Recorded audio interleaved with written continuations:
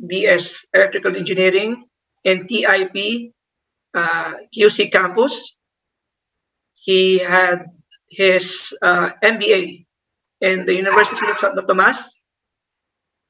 He is currently taking up his Master of Science in Electrical Engineering, major in Power System in Mapua University. His work experience covers being a project engineer at Asia Film Manufacturing Industries Incorporated from 2011, as a customer sales engineer in Meralco from 2000 to 2018, as a sales and relationship management officer, team leader in the Kamuning Business Center, Meralco, 2018 to present. Siya rin po ay member ng IIEE Solar PV Standard Committee from 2022 up to the present. Siya rin is member of the IIEE Metro East Chapter Webinar Committee from 2021 to 2022. He was also the chairman of IIEE Metro East Chapter Webinar Committee for the year 2023. And currently, he is the IIEE Metro East Chapter Board of Directors. So, ang atin pong speaker for today, sukin na din po natin ito sa ating webinar series po. So, last year, they have also hosted a webinar. So, let us all welcome Engineer RJ Scheider G. Gunay, REE, MBA. Sir RJ, magandang hapon. Thank you, Sir Jeff, for the introduction. So, am I audible? Yes, sir. You're so audible, sir. Okay, so let me share my screen, my deck.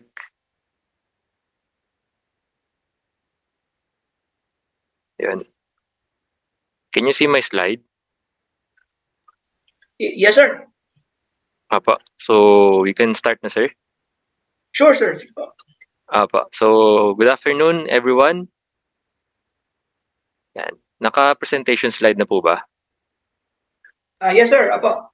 Apa. So, thank you, Sir Jeff, and thank you to IIE Northern Laguna Chapter for inviting me again to your Thursday Delight. So, and thank you for the opportunity to present Meralco's Energy Efficiency Program.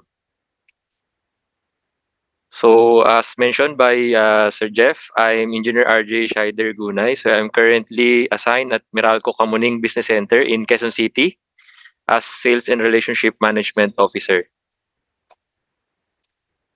So, this afternoon, I will present the energy efficiency tips and measures. So, ang topic ko po for this afternoon will be subdivided into three. First is yung energy efficiency basics. Second is the energy efficiency measures. And third is Meralco's energy efficiency programs. So as electrical engineers, as electrical practitioners, I'm pretty sure all the things that will be presented or will be mentioned on my slide, alam na po natin lahat yun, as electrical engineers and electrical practitioners. So siguro, before I start my presentation, meron lang akong two questions to all of us, to all the participants na nandito. First is as practitioners, are we practicing energy efficiency in our home, in our offices? So kung nasan man tayo in our daily lives, pinapractice po ba talaga natin ang energy efficiency? And second, if we do so, as practitioner, kinakascade ba natin yon, or did we teach or we share our knowledge to our household members, to our office mates na kasama po natin on our day-to-day basis, para at least hindi lang po tayo yung may alam, Kasi of course, when we are managing households, kung gusto natin na maging energy efficient yung household natin, mas makatipid po tayo sa electricity cost, hindi lang tayo as electrical engineers or practitioners dapat yung may alam ng mga measures na to or tips. Dapat buong household natin ma-orient po natin, So sana po, napapractice po natin yun. Hindi lang tayo. So dapat pati yung mga households natin na nasi-share din po natin yung knowledge na to. Kasi very important po yun na tayong lahat ay energy efficient. No. So here in Meralco, we are committed to energy efficient education. That is why launch po kami nung Meralco Power Lab, no. So kung aware po kayo doon, actually pwede po kayong mag site visit, no. So siguro ipapa-schedule nyo lang po 'yon si IIE in Northern Laguna chapter. If gusto niyo pong i-visit yung aming Meralco Power Lab, pwede po 'yun, ipapa-schedule po siya. So dito po sa Meralco Power Lab, we do testing of electrical equipment, appliances or loads, no. Ini-install po natin siya sa mga parang naka-install po siya in a typical pwedeng household or offices scenario, no, para at least ma-test talaga natin if medyo mas accurate yung energy consumption of a particular appliances. And we also do comparison, no, sa mga different brands, say 1 horsepower of air conditioning unit ng different brands, tinetest din po natin siya in terms of energy consumption. So we do po yun sa aming Meralco Power Lab. And if you are all aware, dun sa amin pong Facebook page or mga online platforms, may mga pinoprovide po kami na Meralco Power Ideas, Bright Ideas, and Meralco Advisories that we provide to our customers, no, para at least makatulong to become energy efficient sa kanilang mga households or sa mga offices po. Especially yon, na-mention po ni Sir Jeff kanina that the summer month is approaching, so medyo mas tumataas po talaga yung electricity consumption natin during summer. So later on, kasama rin po kasi yan sa mga factors that affects our energy consumption. So energy efficiency basics. So meron lang pong dalawa yan. So first, choosing reliable appliances that are affordable to operate. So again, as practitioners, alam natin, the higher or the lower the voltage, the wattage rating, so it will depend, no, kung ano yung electricity consumption niya. And second is the use of appliances efficiency. So reduce the use or use them properly. So the longer we use yung certain appliances, so it will greatly contribute sa atin pong electricity consumption or cost. So dalawa lang lagi yung tatandaan natin, no. So kailangan piliin natin or we choose reliably yung appliances na gagamitin natin on our houses and our offices, and then we use it efficiently or properly. So how to make your homes and offices energy efficient? First, use energy efficient appliances equipment. So yun, na-mention ko. So choose appliances or equipment with lower wattage rating. So sa mga modern technology or modern appliances po natin ngayon, so madami na siya if we will compare yung in terms of yun nga, sa mga lighting loads natin. Yung before, meron po tayong mga incandescent and fluorescent lamps. So ngayon, ang talagang mas gamitin na po is yung LED. So and second, reduce the duration of appliance equipment use. So use of appliances equipment in shortest possible time, or yun nga, yung kung kailan talaga lang natin siya kailangan gamitin. So kung hindi natin siya kailangan gamitin, we shut it down or we unplug it. So later on, meron namang mga tips pa. So it is important to know that being energy efficient means comfort, convenience, and productivity are not sacrificed. So sa ating mga offices, so alam natin sobrang init and then madami po tayo sa offices, like dito po sa amin sa Meralco, of course, marami pong customers na nagpupunta sa aming mga business centers. So hindi naman natin pwedeng i-sacrifice na medyo mainit yung offices namin para lang mas makatipid po tayo sa electricity. No? So dapat iset lang natin siya nung hindi naman siya talaga magsa-sacrifice ng convenience. So yung hindi naman sobrang lamig but hindi naman siya sobrang init. So deploy efficiency technologies and employ best practices. So dito rin po sa amin sa Meralco, no. So we practice na yung mga employees po namin talagang in-orient po namin properly on how to use our office appliances, office loads. para to ensure po na if hindi po namin ginagamit yung mga appliances na yon, ini-ensure po namin na talagang naka-shutdown yun or naka-unplug po siya. So like yung ating mga air conditioning units, yung ating mga computers, mga water dispensers sa offices, so dapat po during office hours lang siya naka-on or naka-plug in. So how to measure energy efficiency? So more product services for the same energy input. No? So ibig sabihin yun nga na ma-maximize natin yung ginagamit po nating energy. Second, same product services for less energy input. So dahil po mas efficient or mas mababa yung rating ng appliances or loads na gamit natin dahil yun yung pinili po nating bilhin, mas mababa po yung energy na requirement natin. Pero same pa rin na gumagamit pa rin tayo ng ganong klaseng appliances. So for example, yun nga yung sa air conditioning unit, mas pinili nating bumili ng inverter compare sa conventional na air conditioning unit. So parehas po siyang nagpapalamig but yun nga, mas less po yung power consumption ng inverter compared to conventional.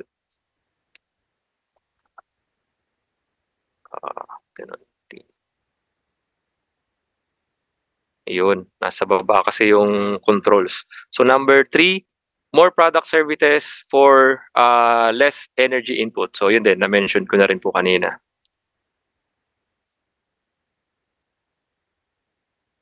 So drivers of electricity consumption. So ano po ba yung mga key drivers for electricity consumption? So based on study, yun nga, ng aming Meralco Power Lab, so the contribution, appliances, and equipment to monthly electricity consumption, so ito po yung medyo key drivers, to our electricity consumption. So yung mga aircons, fans, and refrigerators sa atin pong mga households, it contribute 57 to 72% of our monthly electricity consumption. So ganun po kalaki, no? So almost 75% or 3/4 ng ating energy consumption coming from air conditioning and refrigerators. So sobrang laki po, no? So for businesses, customers, so it depends on the industry of nature, but ganun din, no? Yung mga appliances or loads na nag-contribute po sa electricity consumption nila are cooling appliances, ref, freezers, chillers, ovens, computers, and printers, tsaka yung lighting. So of course, pag offices, yung illumination talagang medyo matagal po natin ginagamit yung majority of our lighting system sa offices natin. So space cooling or yung atin pong heater and ventilation air conditioning system. So yan, sa offices po natin, of course, ang medyo malaki po talaga yung consumption if naka-centralize yung atin pong mga air conditioning system. And for our household, yung atin pong mga room air conditioning units, so whether it's window type, split type, or yung mga cassette or floor standing. So again, mapapansin naman po natin yun or alam naman po natin yun that yun nga, when we are using our air conditioning units sa ating mga bahay, mas tumataas po talaga ang ating electricity consumption. So factors affecting electrical consumption. Ito na, yung factors. Ito yung na-mention ko po kanina and then na-mention din ni Sir Jeff. So as you can see po, dito po sa ating graph, so pinagko-compare po dito, yung electricity consumption based on months or period in a given year. So as you can see po sa ating graph, during summer months, so yan po yung April, May, and June, yung a typical household na nagko-consume ng 500 kilowatt hour, nag-i-increase siya by 40% based on study during the period of April, May, and June or summer months. So ganun kalaki yung ini-increase niya during peak period. So yun nga, historically, ang reason po nito is because yung heat overworks compressions of our cooling appliances like aircon. So during summer months, medyo mas mahirap of course palamigin yung atin pong mga spaces or mga rooms or offices. That is why yung atin pong mga air conditioning unit, mas nahihirapan po sila. So alam naman natin, more heat, more electricity consumption yun. And of course, dahil nga mainit yung humidity, medyo mataas during summer period. So as you can see po, yung temperature natin talaga medyo mataas siya during summer months compared to bare months. So we tend to use this our air conditioning system longer. So kung during December nag-aircon lang tayo 4 to 6 hours a day, possibly during summer months nadadagdagan siya, nadodouble siya, or pwedeng sa may additional hours po tayo during summer months. So talagang malaki po yung factor no nung atin pong temperature sa atin pong electricity consumption.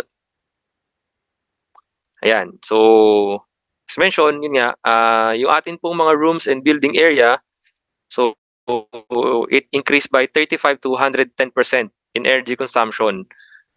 If oversized and undersized naman yung air conditioning system natin. So of course, tayo as practitioners, dapat hindi natin talaga dapat napapractice to, no? Dapat na may measure natin. Of course, kung ang mga mechanical engineers talaga yung expert dito, no? But tayo naman, yung basic idea of having proper size of air conditioning unit based on square meter no atin or floor area ng ating household or offices, dapat alam din natin yun, no? And then second, yung thermostat setting, so saving per 1 degree setback. So based on study rin po ng aming pong Meralco Power Lab, malaki po yung effect, no, if sineset po natin ng 1 degree higher or lower yung atin pong thermostat temperature sa atin pong electricity consumption. So kung mini-maintain lang natin siya on a certain degree compare sa talagang lagi siyang nakatodo, like kung naka-18 siya palagi, mas nakakasave po talaga tayo doon. So for chillers, meron po siyang 1.4% savings, and for room air conditioning system, meron po siyang 5 to 7% savings. And then yun, na-mention ko din nga po kanina yung ambient temperature natin. So for every degree increase in ambient temperature, meron po tayong 11 to 23% increase in electricity consumption. Kaya po, yun nga, napansin nyo po dun sa graph kanina, kapag tumataas yung ambient temperature natin during summer months, nag-i-increase po talaga yung electricity consumption natin. Number 4, so room or building insulation. So again, yun nga, kung ang insulation ng mga building natin, yung mga unang building, of course, hindi pa modern yung pagkakagawa sa kanya o yung mga materials na ginamit sa construction ng building. So mas more effort yung kailangan ng air conditioning system natin para palamigin po yung certain room or area natin. So kung wala naman po, kung meron po ito meron din po kaming study that if meron po or wala pong leak yung atin pong building, yung atin pong insulation, makakasave po tayo ng 750 per month. So I think ito yung typical na room or size po ng floor area na tinest po namin. So medyo maliit lang po ito, no. So it depends naman syempre kung malaki po or malaki yung ating floor area, kung ano po yung magiging savings or magiging electricity consumption nun. And then yung fifth factor is the number of people or occupants, heat and loads. So of course, kung sa offices po yan, so more people, more heat load. So medyo mas matagal po or mas hirap po yung atin pong air conditioning system na palamigin po yung room and area kung marami po tayo sa office natin. So like yung mga BPOs po natin, alam natin yung mga BPOs, medyo marami po sila in a certain area. So tapos may additional pa yung heat that being produced by their computers, dahil lahat sila naka-computers. Kaya medyo mas mataas po talaga yung need, no, ng mga air conditioning system nila para palamigin yung area nila. Kaya mas mataas po yung electricity consumption nila. And then yung sixth factor is yung maintenance condition. So based on study, there is an increase energy consumption for poorly maintained units and system. So kung hindi po natin properly na-maintain yung ating mga appliances, especially yung mga air conditioning units natin, it can increase by 30 to 40% in our electricity consumption. So medyo malaki din po siya. So what can you do to be more energy efficient? So nung nakita po natin yung mga factors kanina that affects on how we can increase nga yung atin pong energy consumption. So yun din naman po yung tips no na pwede nating gawin on how we can reduce. No, so yung na-mention kanina yung setting ng thermostat natin. So we should set the thermostat setting in the most comfortable temperature, no? So, based on study din, yung atin pong most comfortable temperature, kumbaga, sa study po kasi na-mention doon, yung temperature na around 24 to 25 degrees, yan daw po yung room temperature that hindi po tayo naiinitan but hindi rin po natin kailangang mag-jacket.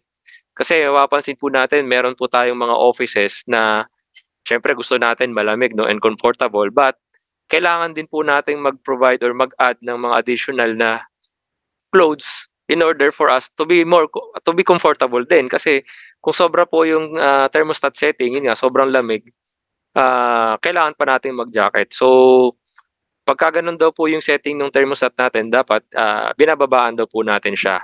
So again, yung suggested na temperature setting, ambient temperature setting of our air conditioning unit, nasa 24 to 25 degrees Celsius siya. So, based on study, if sineset po natin no, yung air conditioning system natin sa temperature na to, meron po tayong savings na 5 to 7% if ginagamit po natin siya sa households and 1.4% saving for chillers. So, ito, meron pong sample dito sa 1.0 horsepower na air conditioning unit. Pwede po tayong mag-save no, ng 1,000 pesos per month sa atin pong electricity bill, sa atin pong household. If i-compare po natin yung setting ng thermostat ng atin pong ACU from a 18 degree to a 25 degree Celsius na setting. So, medyo malaki po, 1,000 pesos. So, second, follow the prescribed maintenance schedule. So, para ma-avoid po natin yung na-mention earlier na 30 to 40% increase in consumption for poorly maintenance of unit system, so kailangan din po nating i-maintain yung proper maintenance ng ating air conditioning unit. So, yan, yung as simple as yung tinatanggal po natin yung mga screen no dun sa may kung ano po tayo split type, and then madali lang naman po siyang i-brush. And then of course, yung talagang regular maintenance na 6 to 8 months, alam ko ganun yung talagang regular maintenance ng air conditioning system natin. Yan talaga yung nililinis, yung mga motor. So, makakasave po tayo ng 30 to 40% of our electricity consumption.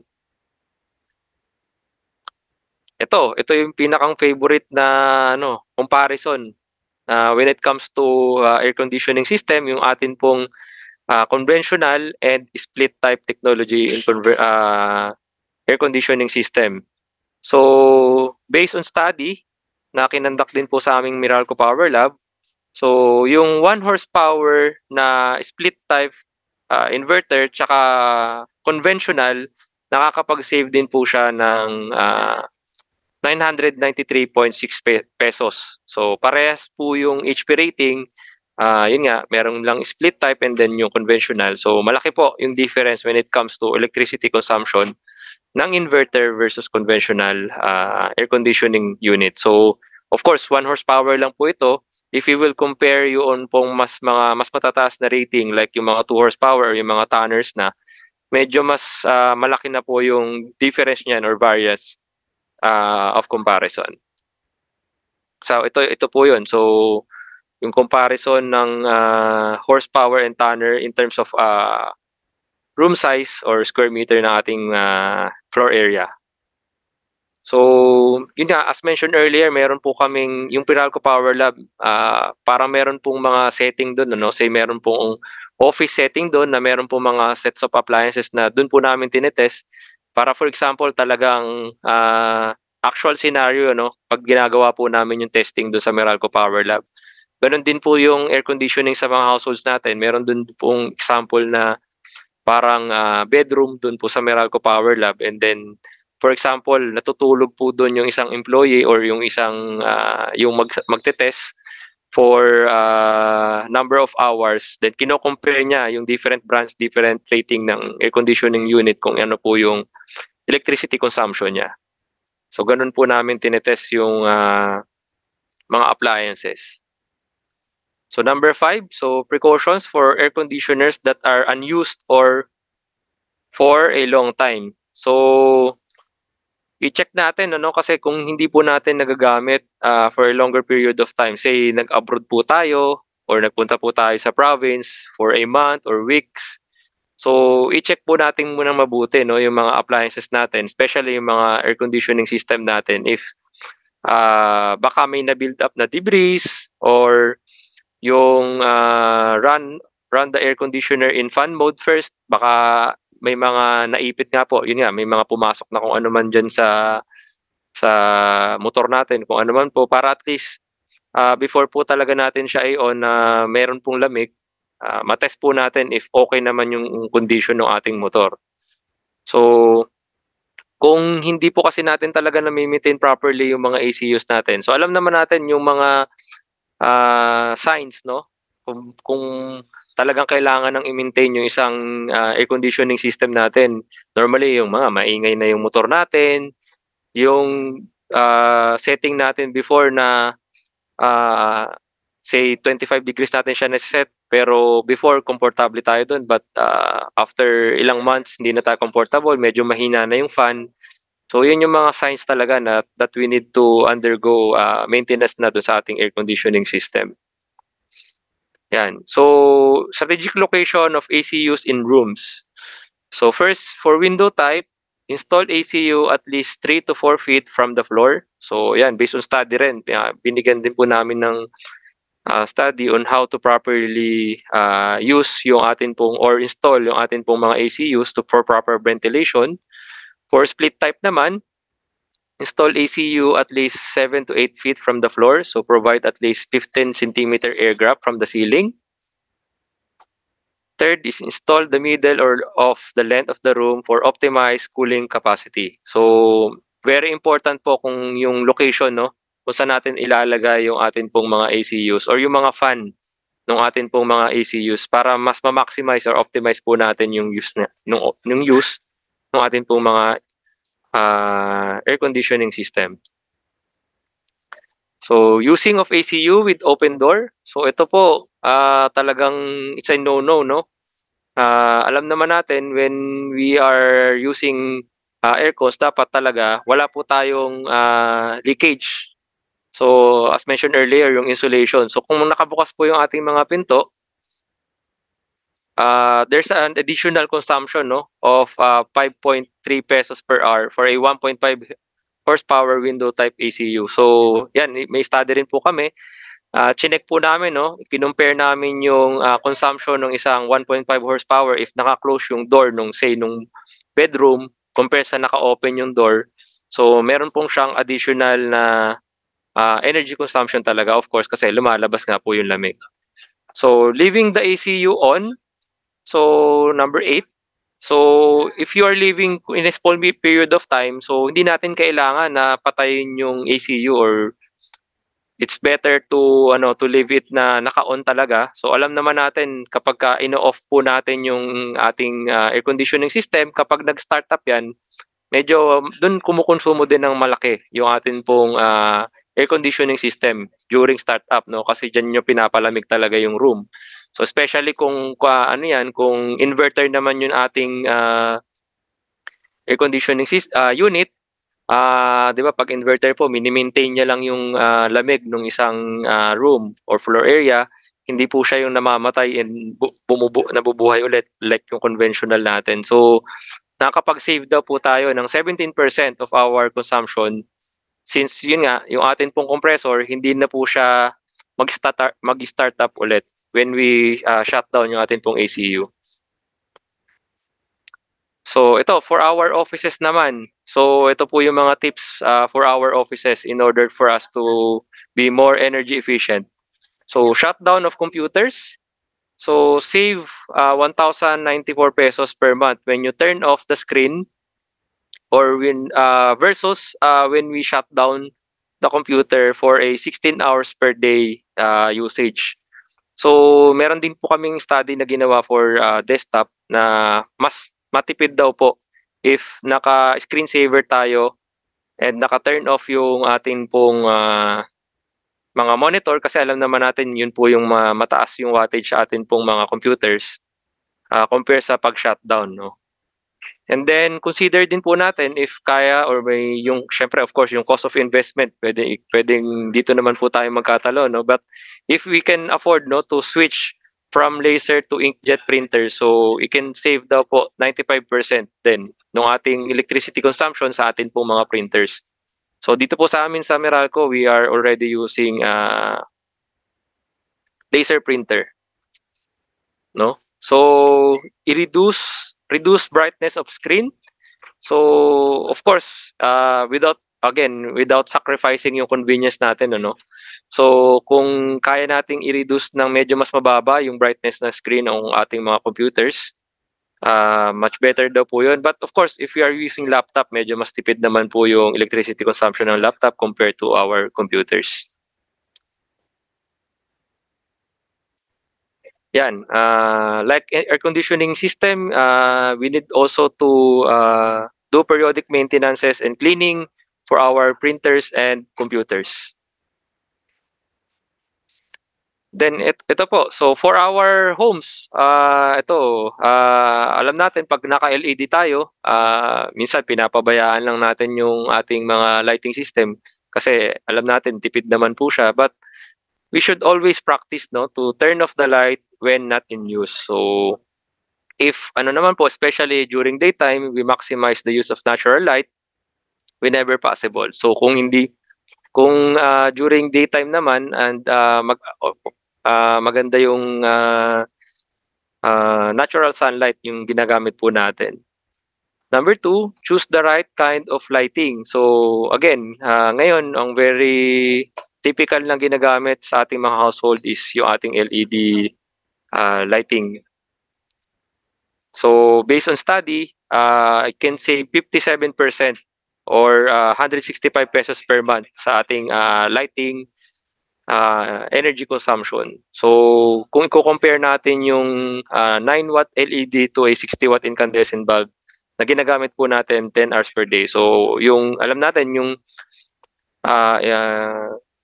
illumination or yung napoprovide na light nung 9-watt LED compared sa 60-watt incandescent. So halos pares lang yan, but in terms of energy consumption, medyo malaki po yung difference.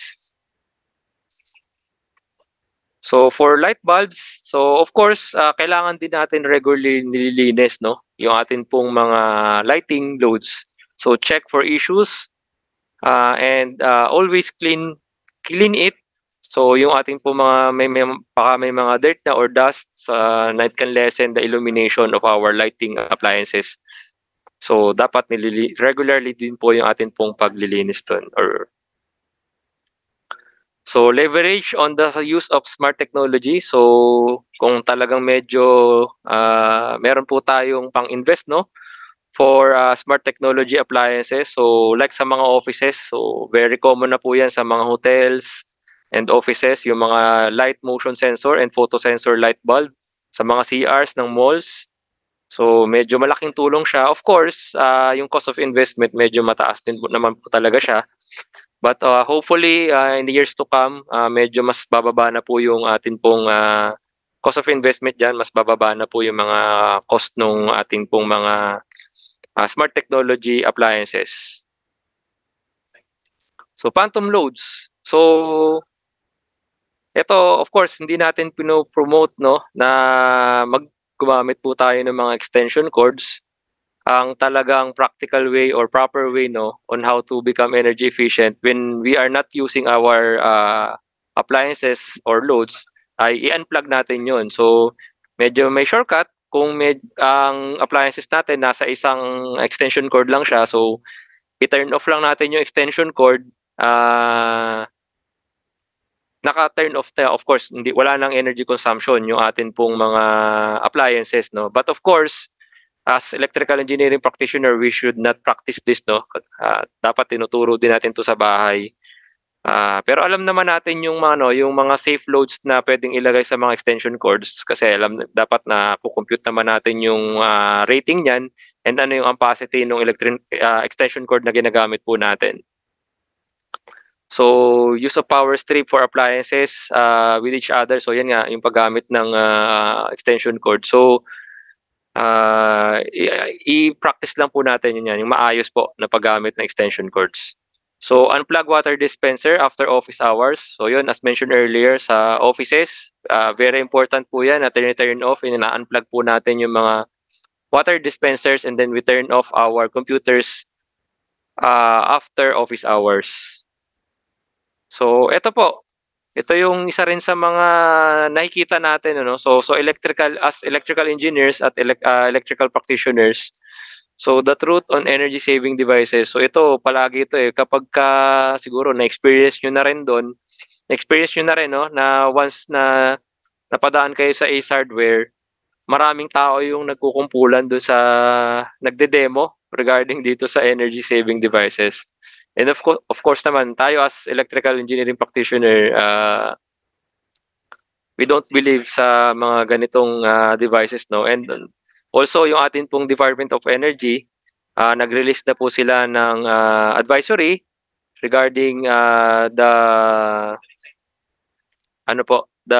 benefit of energy saving devices. So, mention here that DOE warns against products claiming to reduce energy consumption. So, it does not endorse energy saving devices. So, tayo po yun nga, siguro, syempre, of course, tayo pagka napadaan nga tayo dun sa mga ganun, hindi naman natin pwedeng debatihin, no? Kasi kawawa naman yung product endorser, no? So, siguro, on our household, in our offices, if we will be given a chance, pwede rin nating sabihin, no, na, yun nga, we should not patronize yung mga ganitong klaseng devices kasi hindi naman talaga siya nakakatulong. So, key takeaways. Actually, this is my last slide na ata, no? So, on how to become energy efficient. So, first, energy is a controllable and measurable resource. Second, anything you can measure, you can manage. Third, we are energy efficient if we could do more with less. And then fourth, some energy efficiency measures do not require cost. So, talagang ano lang, yung knowledge lang. Important is yung knowledge lang on how to use properly yung atin po mga appliances. So, and lastly, energy efficiency can be a way of life. So, siguro yun nga, yung na-mention ko earlier na dalawang question before I start the presentation. As electrical engineers, as electrical practitioner, we should be the champion, and i-rely dapat natin yung mga information to our family members, to our office mates, on how to properly use yung atin pong mga electrical appliances and loads on our households, in our houses, sa ating pong mga offices, para at least makatulong po tayo on our own way on how to reduce our electricity consumption and on how to become energy efficient and yun nga, maging sustainable yung energy source natin in the years to come. So again, in-invite ko po kayo to follow our Facebook and Instagram page. So ito po yung mga online platform ni Meralco. So nagpo-post po kami dyan ng mga bright ideas, mga advisories po regarding our programs, other programs, and mga tips on how to save electricity. And then kung meron po mga power adjustments, month on month, pwede nyo pong makita dito sa amin pong mga online platforms. So again, thank you very much po for inviting me and hopefully may na-share po akong knowledge po sa ating lahat. Thank you po. Thank you, Sir RJ. Thank you po sa ating presentation. Napakahalaga po ng nating na-share po. Napapanahan po talaga. Plus na ano po, di ba? El Nino ngayon, di ba? So talagang Yes, double yung ano natin talaga for this type of issue, no? So for this time po, we give this to the Q&A po. Basahin ko po muna itong available sa chat box na na mga questions po. Sir RJ, basahin ko po muna. First question daw, sir. I think ito ay something to do with one of your slides po. Meron po siyang tinatanong, anong pinagbasehan ang savings ng 753 pesos, i.e. magkano ang monthly consumption before savings from Sir Jaime Pentanilla? Sir Jaime, 700. Dito po siguro yun, ano? Yan, 757 pala. Yan, 757. Ayan, sir. Ito, sir, yung actually, doon sa slide kanina, may nakita po doon na, ayan nga, room building insulation, or yun nga, if may leakage or naka-open po yung door. So, doon po sa aming Meralco Power Lab, when we test yung ating air conditioning unit, itinry po namin na say yung isang bedroom, ang setting niya is bedroom sa ating household. Tinry po nating naka-on in a certain period of time yung ating air conditioning unit na naka-close yung pintuan ng atin pong test site o nung floor area, no? And then tinry din po natin siya na naka-open naman siya. So kaya na-mention po dun sa succeeding slide yung additional consumption na kinukos nung insulation, or yun nga, if naka-open yung door ng atin pong room when we are using air conditioning unit. So nagko-consume po siya ng more electricity. Kaya on a month-to-month basis, if we compare po, ayan po yung siguro yung sa next slide ko po, sa succeeding slide, parang kinumpare po kasi yan sa 1.5 horsepower po ata na ano eh. Yan, ito po siya. So kinumpare siya sa 1.5 horsepower na aircon. So kung nakabukas and naka-close, so yung pong 700 pesos kanina, kasi magkukos po siya ng 5.3 pesos per hour.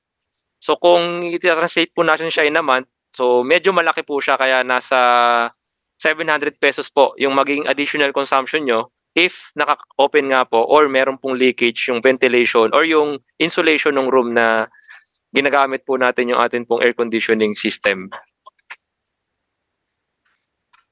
Yun, sir. Okay, Sir Jaime, sana po na-address po yung inyong katanungan, sir.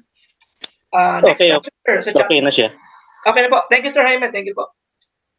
Next question, sir, in the chat box from Sir Lucio Jorgio. Where can you save RAC or centralize? How much can be saved? Thank you. Sorry, sir. Where can you save RAC or centralized? How much can be saved? Thank you. Yun, sir. Yung room air conditioning system or centralized.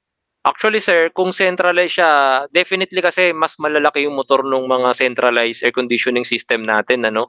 So normally ginagamit po talaga siya sa mga offices, but of course, may mga houses po that can afford to have their air conditioning system centralized. Of course, if we will compare po yung consumption nun, medyo malaki po talaga yung difference, kasi yung normally yung mga centralized air conditioning system, tonners na po yan, wala po siya yung mga 1.5, 3, 2.5 horsepower na mga rating, ano. But siguro yun nga, sa slide ko or sa amin sa Power Lab, parang hindi pa namin siya na-compare or wala pa kaming comparison for that. But yun nga, kung pagbabasihan lang natin yung rating, I think kapag ka mga centralized, talagang mga tonners na po yung ginagamit dyan na air conditioning system. So definitely, mas mataas po yung consumption nun per month. And normally, yun nga, yung mga centralized ECUs po natin, medyo ginagamit natin siya for large floor areas like offices. Yun po yung mga gumagamit ng centralized. Yun, sir. So, but yun nga, sir, sorry, I don't have the comparison po with regards to consumption ng centralized compared to RAC or yung room air conditioning unit. Sir RJ, bale, meron din siya follow-up na question, sir. Sabi ni Sir Lucio, can I ask, sir, if what is the reference that the distribution utility imposed demand charge? Thank you, sir. Actually yung demand charge, sir, meron po siyang yung rates po na nandiyan na pino-provide po sa amin. Actually, galing lang din po yan sa ERC, ano. So, pwede ko po sigurong i-share, meron po kasing archive ng rates per month. So, pwede nyo po siyang ma-check doon. Yung month-to-month rates, hindi lang siya pang commercial, industrial, andun din po yung residential rate. Actually, nasa website naman po yan ni Meralco. So, yung demand charge, yung residential charge, nandun po siya lahat sa rate archive ni Meralco sa website po. So pwede ko po sigurong i-chat po dito po sa ating chat box. Sige, hanapin ko lang po yung archive rate. Nasa website naman po yan. And nasa ano naman po yan, naka-public naman po. So pwede nating i-share. Archive. Sige po, i-share ko na lang po yung archive rate yung archive nung ano po, Meralco rates po. And again, every month po nagbabago-bago po 'yan. So pwede niyo po siyang i-check every month. Nag-a-upload po tayo doon. Okay po. So Sir Lucio, sana po na-address po yung dalawang issue po natin. Ano po? Yung una po, wala pang study about the comparison of, about centralized sa RAC. And then ito po, ipopost ni Sir RJ yung sa link, sir, nung sa public document natin about that, sir, yung kanina. Okay, sir. Thank you, sir. Thank you po. Apo. Ayun, sir. Na-chat ko na po. Pa-check nyo na lang, sir. Nandyan po yung archive rates. So, every month po, nag-a-upload po dyan si Meralco. Makikita nyo po yung month-on-month na rates, no, na ina-apply po sa ating mga electricity bills based on consumption. Sir RJ, moving on, sir. Sa chat box pa rin tayo, sir. From Sir Mark Jason Arganyosa. Sir, di nyo po ba ini-include yung mga energy labels sa appliances, i.e. EER rating and EEF rating sa presentation ninyo? Actually, sir, yes. Tama, no. Hindi siya nandito. But if makakabisit po kayo sa aming pong Meralco Power Lab, meron pong mga tagging yun na nandun, no. Hindi lang namin siya in-include sa presentation. Alam ko, sir, sinishare din namin yun sa sa mga, yun nga, yung mga brands, no, like, sige, magbangit ako ng brands, like, halimbawa, si Panasonic, si LG, si Daikin, nagpo-provide sila ng mga appliances sa amin para ipatest yung electricity consumption nung nung appliances nila.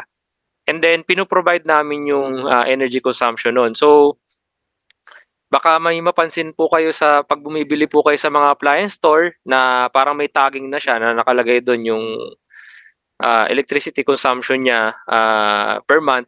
So may possibility na yun nga na-test na siya ni Meralco kaya nakapag-provide na po kami ng ganun. Or baka meron din silang independent na ganun.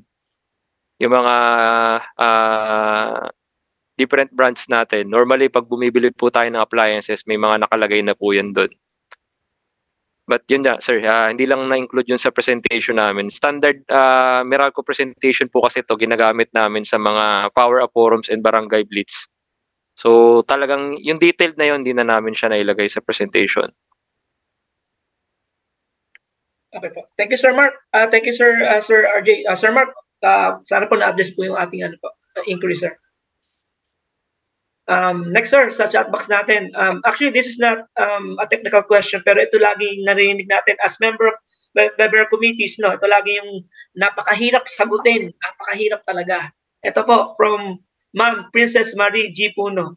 Thank you. Pwede po bang humingi sa presentation ninyo, sir? Or I think she's asking kung pwede po bang humingi ng presentation ninyo, sir? Napakahirap, sir. Pwede po yes, ba? sir. Sige, sir. I-provide ko po sa chapter po yung PDF copy ng presentation. Actually, sinishare naman namin to sa mga customers. Okay. So, kapag we present po sa mga power forum, sa mga LGU, sa mga barangay, sa mga establishments. So, ano naman po ito? Pwede po namin i-share. Ma'am Princess, pwede po. Pwedeng ibigay ni Sir RJ. So, i-send ko na lang po, Sir Jeff, sa inyo yung PDF copy so that you can provide po sa ating participants. Yes, Sir RJ. Sige po. Tapos, tingnan pa natin. Ito, sir. From Sir Ronel Arayata. Sir, mas makakatipid ba kung ipi-pre-cool na yung ballroom or function area kaysa bubuksan lang yung AC once may guest na and hahabulin yung temperature setting with all the guests inside? Yes, sir. Yun, na-mention kanina, no? Kasi yun nga, the more people in a room, syempre, mas nagpo-produce po yun ng heat. So, at least naka-adjust na nung medyo na-maintain na nung ating ECU yung room temperature before magdatingan yung guest, no? But of course, definitely, mag-a-adjust ulit yung ECU natin once na nandyan na po lahat yung tao. Definitely, tatakbo ulit yan or palalamigin niya ulit yun kasi mag-a-adjust yung temperature natin once na nandyan na yung ano, no? Nandyan na yung mga tao or yung magbo-ballroom. Kasi pero kung napalamig na natin siya on a certain degree, say na-maintain na natin siya say 23, 22 degrees, at least during the time na nag-start up pa lang yung motor natin, yung ECU natin, hindi pa siya mahihirapan masyado kasi nga po wala pang masyadong heat na nandun sa loob ng room. So malaking tulong din po 'yon if yun nga before the actual event or siguro minutes no before magdatingan nyo or pumasok yung mga guest, na-maintain na natin or na certain degree yung temperature ng room. Okay, sir. Sana po, sir, na-address po ni Sir RJ yung ating inquiry, sir, about that, sir. Next, sir. Actually, maganda sana kung pangalan kaya lang nakalagay dito yung device, no? So next time po, mga sir sa ma'am, palagi na lang po, rename na lang ng, ng inyong device name. Palagi na lang po ng pangalan natin. Pogi sana to, maganda sana to sayang From Galaxy A03. Oh, yan. Good PM, sir. Sa mga buildings, ilang % ang usage ng lightings estimate lang po? TY.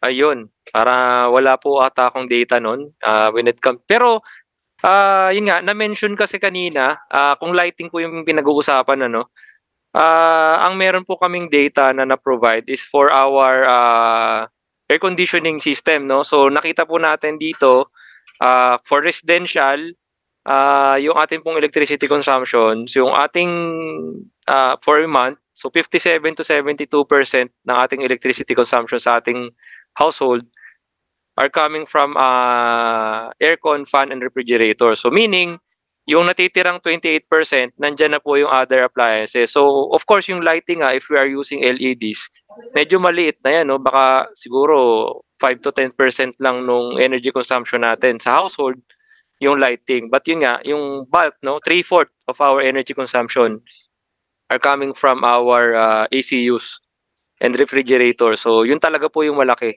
Pero kung lighting and most importantly, kung LEDs naman yung gamit natin sa bahay, I'm pretty sure very minimal naman po yung energy consumption.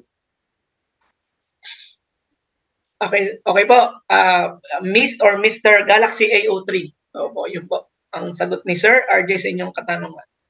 Sir, may pahabol na tanong kanina si Sir Ronel Arayata.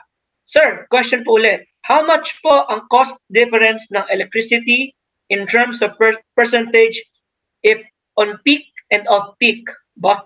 Mukhang medyo, other programs po yung tinatanong ni Sir. Actually, sige, i-share ko yung peak off peak. Bonus na lang din po, no? Sige, hanapin ko lang yung... meron pa siyang kadugtong doon. Bigyan ko tikitan meron pa siyang sinabi. Wait lang, sir, nawala sa akin. Teka lang. Maganda yung question ni Sir, actually. Yes, sir. Sige, sir. I-share ko rin yung yung peak off peak program namin. Yes, para at least may idea po tayo. Sabi niya, sir, para in case gawin pong study yung shifting ng load into off-peak kung magkano maisisave sa electricity. Yan, sir. Ayun. Sino po yung nag-question? Si Sir Ronel Arayata, sir. Yun. Sir Ronel, thank you very much po for that question. So actually, ang ganda ng question ni Sir, no? Yes, sir. So share ko lang, no? So ito po yung Meralco peak off-peak program. So, nakikita na po ba? Ayan, medyo malabo ata. Ito po yung application form. Okay. Opo. So, ayan naman, sir. po. Okay naman. Ayan. So, actually, hindi po ito updated, no? Kasi standard form namin ito. Parang matagal na po siya na-print. But, medyo in terms of consumption, based on study, for residential household, na talagang na-observe, no, yung peak and off-peak hours energy usage, pwede po tayong makasave ng up to 30 to 35% ng atin pong electricity consumption. So, bakit? So, yun po yung malaking question. So, i-discuss ko po muna, no, yung peak hours and off-peak hours. So, ang peak hours po natin during Mondays to Saturdays, mali lang yung nakalagay dito. So, Mondays to Saturdays, ang peak hours natin 8 a.m. to 9 p.m. So 13 hours po yan. And then yung off-peak naman ay 9 p.m. to 8 a.m. 11 hours. And then during Sundays, 2 hours lamang po yung atin pong peak hours. Yan po yung 6 p.m. to 8 p.m. So yan po yung off-peak peak hours during Sundays. And then the rest, yung 22 hours ng Sundays natin ay off-peak na siya. So yung difference niyan as of to date, yung generation charge kasi natin, yung blended generation charge, yung normal po nating binabayaran, no, kung wala po tayong peak and off-peak program sa Meralco, siguro nasa around 7.1 pesos nowadays, no, yung generation charge. So yun, yung kanina, sinare ko naman po yung rates. So pwede nyo pong i-check doon yung rates last month sa February. Nandun po yun, yung blended generation rate natin. So siguro mga around 7.1 peso. Now, kung naka-apply po kayo ng or meron po kayong peak of peak program ni Meralco, ang difference po noon, yung peak hour natin, ang rates po ng generation natin siguro ngayon maglalaro po siya ng 7.5 to 7.6 pesos. So as you can see, yung difference po noong blended versus off peak, maliit lang, nasa around 5 centavo lang siya, 0.5 peso. Yun lang po yung difference niya. While yung ano naman po, yung off-peak rates nasa 3.7 pesos yung off-peak rates ng generation. So kalahati halos po yung difference niya. Kaya kung naka-apply po kayo nito, medyo makakatipid po talaga tayo, especially for households na alam naman natin yung typical energy consumption natin nasa nighttime, malaking tulong po siya. But of course, meron pong qualification before we can process or accept yung pong inyong peak of peak application. Kailangan po yung inyong 1-year average consumption ay 500 kilowatt-hour and above. And kailangan yun pong ating Meralco bill, nakapangalan po kung sino po yung nagre-request. So yun po yung requirement for us to be qualified sa peak of peak program. So if you would like to apply for this program, kindly visit lang po yung nearest Meralco branch sa inyo. So kung Northern Laguna chapter, yung mga nasa around San Pedro Binyan. So meron po tayo sa San Pedro Business Center, Calamba Business Center. So yan po, meron po tayong mga branches. So magsa-sign up lang po tayo. Ang requirements lang po dito ay sign up lang tayo dito sa application form, then 1 valid ID, and then one-time peak of peak application fee. So ang one-time application fee po, 975 for single phase meters, and then for 3-phase meters, 1,330. So this is VAT exclusive, so plus VAT pa po ito, 12%. So alam ko pag single phase, 1,092 pesos po yung binabayarang application fee. So yun po, ito po malaking tulong din po ito, no. So baka meron po sa inyo interested. If pwede po nyong i-visit yung aming pong nearest Meralco branch para ma-further explain sa inyo po yung program, and then yun nga, ma-check or ma-assess po ng aming Meralco engineers or representative if you are qualified to enroll with this program. Yun sir, thank you. Thank you sir RJ sa ating napaka-informative na off-peak tsaka off-peak program. Okay po. Sir, ito po, next na tanong sa ating kasi dumadagdag sir eh. Mukhang maraming nagta-type kanina eh. So sumusunod na. Dito tayo sa puro aircon sir Napansin ko puro aircon ito. Next na tanong, aircon ulit. What is the usual useful life for window type ACUs? Ayun, sir. Unfortunately, wala po akong sagot doon, kung gaano katagal dapat natin siyang ginagamit. But of course, yun nga, kung properly maintained naman siya, as long as hindi naman siya nasisira, siguro yun, generic na answer lang po, no? As long as hindi naman siya nasisira, we properly maintain it 6 to 8 months. And then, okay pa naman yung lamig niya, yun, siguro, pwede pa natin talagang gamitin yung air conditioning unit natin. Of course, medyo costly din kasi yan if regularly magpapalit tayo ng bago.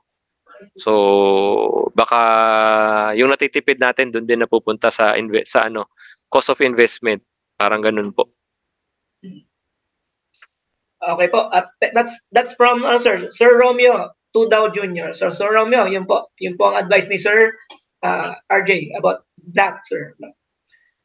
Next question, sir. Ito, medyo naiba tayo. Mula sa ACU, punta tayo sa, sa pintuan.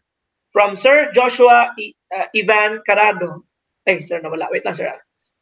Hanapin ko ulit. Ano sa akin. So, ang sabi niya is, ano daw po ang, sorry. Nasa babang bandang baba. Mas makakatipid po ba kapag automatic sliding door ang ginagamit sa building or with motion sensor? Yun, isa rin sa magandang question niya, no? So, of course, sir, alam natin kapag naka-automatic tayo, very sensitive yung ano niyan, ano? Yung pag-operate ng atin pong sliding door, no? So, may lumapit lang na konti or madikit lang na konti doon, kahit hindi naman natin siya talaga purposely open, may possibility na ano siya, na mag-open siya. And of course, yung period, no? So pagka naka-automatic motion sensor 'yan, syempre may setting 'yan kung gaano katagal siya dapat magbukas at sumara. So definitely mas mataki po yung consumption or mas malaki po yung energy na magagamit nung ACU natin dun sa room na pinapalamig natin comparing kung manual nating ginagamit. Kasi kung tayo, as yun nga, aware tayo na dapat laging nakasara po yung room, kapag mag-open po tayo and close natin or gagamitin natin yung pinto, mabilis natin siyang isasara eh. Unlike kung naka-motion sensor siya, na malayo pa lang tayo, bubukas na yung room and then malayo na tayo, saka pa lang siya sasara. So, mas longer yung period po na naka-open yung door natin. So that's why mas maraming lamig po yung lalabas dun sa room natin. Kaya mas tataas po yung energy consumption natin since yung ACU natin mas aandar po siya na mas matagal. But definitely yung convenience naman nun yung ano natin, alam natin kapag naka-motion sensor yung door natin, very high-tech, no? Tsaka feel natin na yung ganda ng office natin. Hindi na ako nagbubukas ng pinto, automatic nagbubukas. Yun, sir. Sige po. So, yun po. About automatic sliding doors, yun po, na-address na po ni Sir RJ po yung question na yun. Next po, correct me if I'm wrong do sa ating, sa ating pronunciation ng pangalan, Ilans pa to, Ilans Bibanco. Good afternoon, sir. Nakakatulong po ba, feeling ko, na-address na to ni Sir do sa isang slide kanina. Good afternoon, sir. Nakakatulong po ba significantly ang power factor correction sa electricity consumption ng residential setup? I think meron siya pinakita kanina doon. Ayun. Opo, yeah. Sir. Ito po yun. So, alam natin kapag residential loads, hindi naman talaga siya, yung power factor, talagang close to unity. Di ba? Alam naman natin yun. Alam natin na yung mga loads na talagang mababa yung power factor na kailangang i-correct. No? Nag-install tayo ng mga capacitor banks and synchronous gen. Yung mga loads ng nasa industrial, commercial po. But when it comes to appliances po natin sa bahay, talagang based on study, parang wala naman po talagang significant effect yung energy saving devices or power factor correction devices sa electrical loads natin sa household. So yun, parang dagdag gastos lang po to. Yan, na-mention nga dito na yun nga, yung energy saving devices, meron pang dagdag na electricity consumption yan since sinasaksak din po natin siya sa ating mga convenience outlet. So, yun po. So, yun nga, syempre, of course, pagka mga industrial customers, alam naman natin, ibang usapan na yun. Kasi may mga motor loads yan, mga malalaking loads na kailangan talaga meron po tayong power factor correction devices. Okay. Okay po. Yun po, about the truth on those energy saving devices, power factor correction. Yan. Next po, from Sir Benedict Viernes. Sir, I think we'll be asking last two questions na lang siguro para hindi na masyadong ano po sa chat box. Ano po. So last two questions na po. Second to the last question po to Sir RJ. From Sir Benedict Viernes. Sir, choosing between conventional ACU versus inverter type ACU, kino-consider niyo din po ba yung maintenance cost? Hindi lang yung savings ng energy po? Ayun. Dito po sa comparison namin, hindi po namin kinumpare yung maintenance cost no. Talagang mineasure lang po dito is yung electricity consumption. So, pero nowadays naman alam ko yung mga maintenance personnel natin or mga companies that offers maintenance for our air conditioning units, parang naka-package naman yan eh. Of course, yun nga, medyo mas mabusisi yung pag-maintenance nung inverter type natin, especially kung mga split type air conditioning system. But siguro very minimal yon compare sa month on month na ginagamit po natin yung ACUs natin. So kung 8 months naman tayong mas nakakatipid compared to conventional type, and then yung cost of maintenance naman one time in a year lang natin gagawin or twice a year natin gagawin, na very minimal naman yung difference or variance. I think much ano pa rin, wiser pa rin, and mas magandang gamitin po yung atin pong new technology, which is yung inverter type. Okay. Well said, sir. RJ, tama po yan. Tapos, yung last question natin, saktong-sakto, medyo in relation dun sa pinag-usapan natin ngayon lang. From Sir Jojo, Sir, good PM. In what ways ba makakatipid ang ACU inverter compare sa conventional split type, at bakit hindi na lang yun ang gamitin kaysa split type ACU? O baka may advantage din ang paggamit ng split type ACU? I think, sir, kung ang tanong po ba is yung difference ng split type sa window type, I think kasi kung inverter type parehas na window type and split type, baka hindi ganun kalaki yung difference nun kung same rating lang naman siya. Oo, but if we are comparing kung conventional or split type, same rating, same type, kung split type man siya or window type, I think yun nga, ito po yung comparison nun. Medyo malaki po talaga yung difference when it comes to monthly energy consumption. Kasi yun nga, alam natin, pag conventional, ang manner of usage nung or yung operation nung atin pong ACU, pinapalamig niya ng sobrang lamig, depends sa setting po natin. Then when na-reach niya po yon, mamamatay yung motor or yung aircon natin, then tatakbo ulit siya kapag uminit na naman yung room. So ganun kasi yung conventional eh. That is why every time na nag-i-start up yung aircon natin, yung motor natin, mas malakas yung konsumo. Unlike pag inverter, yung startup lang niya yung medyo malaki kasi nga umpisa pa lang, may startup current siya, may motor natin.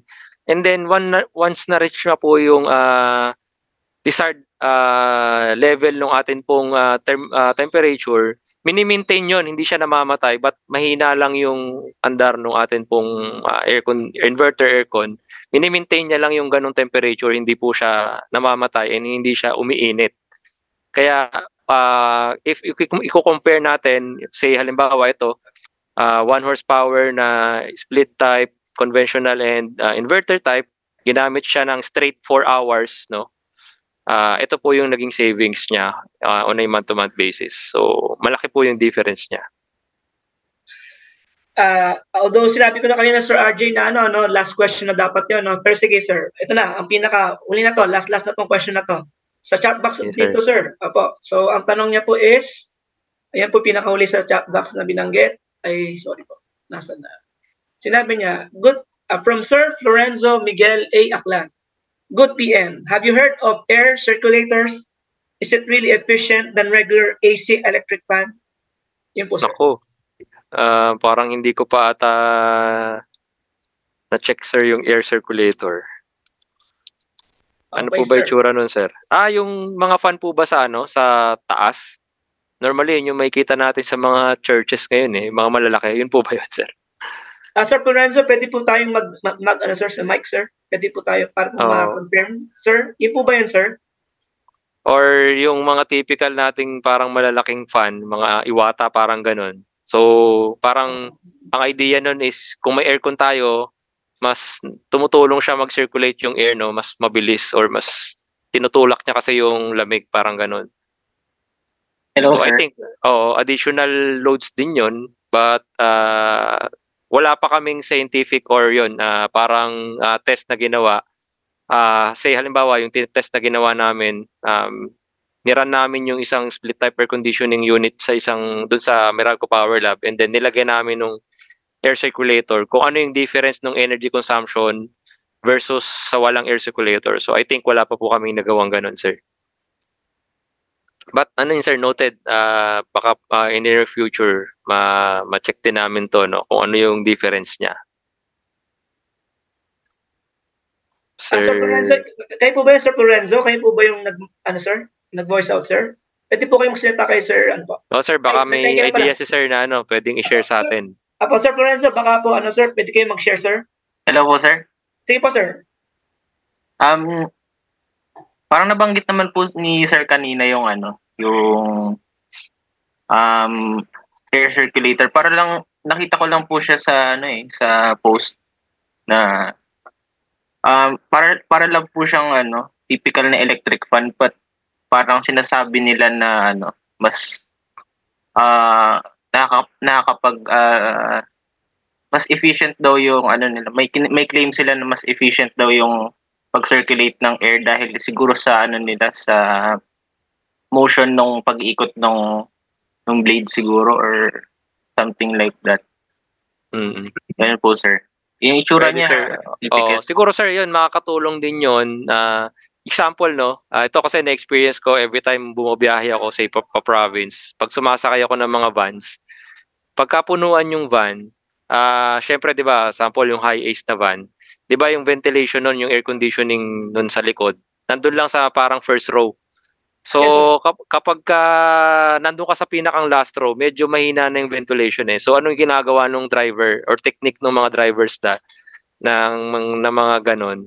Naglalagay sila ng mga yon, siguro air circulator na rin yung tawag doon, ano, nung parang mga fan na nakasabit doon sa mga gilid ng van para ma-push yung lamig doon sa likod.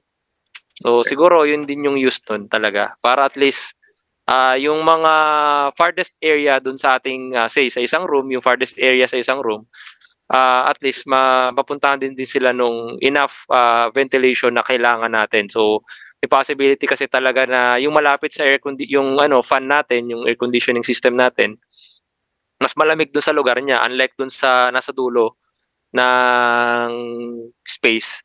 Medyo mas mahina yung sa kanya, yung dating nung lamig. So kailangan talaga natin ng mga air circulators.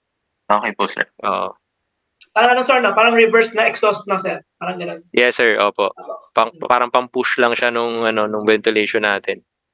Actually, sir, may pinongs dito sa chat box si Sir Lorenzo, sir. Ito daw itsura nung circulator, sir.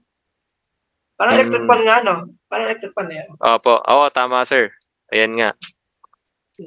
So, yun, yung ginawa kong example kanina. Yun kasi napapansin ko normally kapag may mga, yun, nasasakay ako sa mga passenger van.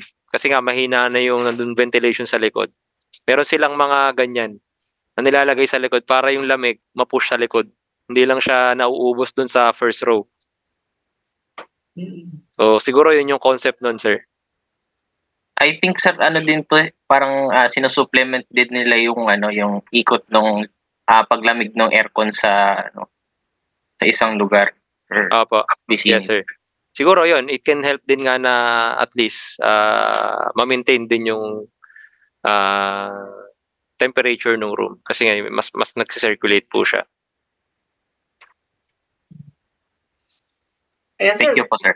Ayan. Yes, sir. Thank you po. Sir, RJ, mukhang wala na tayong mga tanong, sir. Apo, napakaganda ng topic niyo, sir. Kaya lang, alam niyo naman, nagkakaubusan tayo ng oras, sir, no? Medyo, talaga yung topic na yan, eh. Talagang napapanahon talaga, sir. Tsaka kailangan ng pagandaan talaga. Ang summer, last itong paprating na El Nino. Pero yun, sir. Baka, pagbigyan natin, sir, baka mayroon pong gustong sir. Pagbibigyan ko to, sir. May isang naka-raise ng hand, sir, kanina pa. Sorry, sir. So, sige, sir. Sir Jaime Ventanilla, sir. Do you have the question, sir? Yes, sir. Good afternoon, Sir RJ. Ang pinag-uusapan natin yung energy saving, di ba? Parang ganon. Yes, sir. Consumption natin. Actually, na-overlook din natin based sa experience ko. Sa load side ng electric meter, nagkakaroon tayo ng oxidation na wherein sa oxidation, lumalakas ang resistance, consumption yon. Nagkakaroon siya ng resistance, consumption yon. Ano ho ba ang ginagawa ng Meralco para maano yung ganyan? Although marami yan, yung tanong ko lang, ano kaya ang ginagawa ng Meralco para maano to, matanggal tong mga ganitong minsan lumuluwag yung connection. Yun nga, yung isa, yung pag lumuwag, may oxidation na rin yan. Tsaka talaga, overtime, nagkakaroon talaga ng ang connection, connection sa meter sa load side. Pag load side na pinag-usapan, konsumo ng, ng may bahay. Yes, sir. Paano ho ba ng Meralco ba yung ganyan? Marami, Actually, lalo sir, sa yun. mga naka-cluster. Opo, actually sir, yun, tama po kayo, no? But yun nga, in terms of program, parang wala po kaming program when it comes to maintaining yung atin pong mga service entrances, no? Kasi yun nga, actually, if service entrance po yung pinag-uusapan natin as customers, parang yun nga, tayo din naman, may mga responsibility po natin to properly maintain yung atin pong mga wiring installation. So not just yung service entrance, actually, yung buong wiring installation natin, including yung nasa loob ng bahay natin, ano. So siguro yan din yung as electrical practitioners, dapat talaga yun, kailangan talagang i-maintain. Kasi yan po yung normally na talagang nagiging scenario namin. Actually, hindi lang siguro yung issue ng oxidation, ano. Kasi normally yung mga customers namin, ang nangyayari, sobrang luma na nung service entrance nila, nung wiring installation nila, hinihintay talaga na nasunog na, dilapidated na before they apply for remodeling or before pa sila mag-initiate ng remodeling. So, yun yung talagang tayo as electrical practitioners, siguro pag yun nga, nagpe-present po tayo sa ating mga clients or yun, nagkakandak tayo ng mga info campaigns din on our mga chapters. It's better to include na yun nga, hindi lang dapat na yun, yung mga appliances natin, mini-maintain natin like yung mga air conditioning system. Dapat pati yung mga wiring system natin talagang properly maintained po siya, especially sa typical households, na every year on year nagdadagdag po tayo ng mga appliances, no? But say halimbawa yung bahay po natin, we construct it 20 years ago. So yung design nun, yung wiring system nun, dinefine natin yon based on our appliances 20 years ago. Pero nagdagdag na tayo ng sobrang dami, pero wala po tayong binago sa atin pong wiring installation na dapat talaga nag-upgrade tayo, nag-remodel tayo for us to avoid yung yun nga, nagkakaroon po tayo ng burnout wires, burnout breakers, and yun nga, pinakang worst doon is yung nasa-sacrifice na po yung atin pong mga houses. So, ayan, may chat dito. Electrical wirings, maganda yung sinabi ni sir, no? Electrical wiring is not forever. It is due for replacement and upgrading. So, napakaganda nung sinabi ni sir. Tama po yun. Sa akin kasi, ina-audit ko rin tong bahay ko, no? So, yung mga connection, yung mga saksakan, talagang inaano ko yan, inaayos ko. What I'm saying, doon sa load side ng meter, sa load side mismo, sa connection point ng meter, naka-celluho yan, di ba? Yes, parang hindi namin pwedeng magalaw yun na linisin, kumbaga, yun ang inaano namin na For that sir, actually yung electric meter natin based on Magna Carta for residential customers, we have rights po to have our electric meters be tested every 2 years. So meron po tayong ganun. So pwede po nating isabay yun, no? So if we want to test kung accurate pa talaga yung metro natin, every 2 years pwede po natin siyang gawin. At the same time, kapag ginawa natin din yun, pwede nating isabay, no? Na ma-check din if okay pa po yung mga terminals ng atin pong breakers, yung mga meter base, para if kailangan na po siyang palitan, mapalitan din po siya. So yung mga ganun naman sir, yung request for test and reseal or yung meter test every 2 years, wala naman pong bayad yun. Dapat pala nagkakaroon ng information ng Meralco para ang consumer alam nila na meron pwedeng maisama sa pagte-test ng dahil consumption yun eh. Yes, sir. Yung kahit talagang consumption eh, hindi naman kaya ng crew na araw-araw yan lang gagawin. Marami yan, kalat yan. Yes, sir. Agree kaya po. consumption pa rin sa amin. Kahit di namin ginagamit. Thank you lang, Sir RJ. Yes, sir. Okay. Okay po, sir. Thank you, Sir Jaime din, sir, for the input, sir. Thank you po. Thank you, sir. Thank you, sir, sa mga tanong nyo. Thank you po. Sa mga di pa po na mga tanong next time po, tingnan po natin kung ano po, magkakaroon po ng chance ulit na for sure, magiging guest speaker natin ulit sina Sir RJ. With that, sir, pwede na ba nating ibigay yung ating certificate of appreciation? Papresent na po namin sa inyo, sir. So I'll be reading the citation, sir. Institute of Integrated Electrical Engineers of the Philippines, Northern Laguna Chapter, City of Santa Rosa, City of Binyan, City of San Pedro, IIEE Best Chapter Hall of Famer.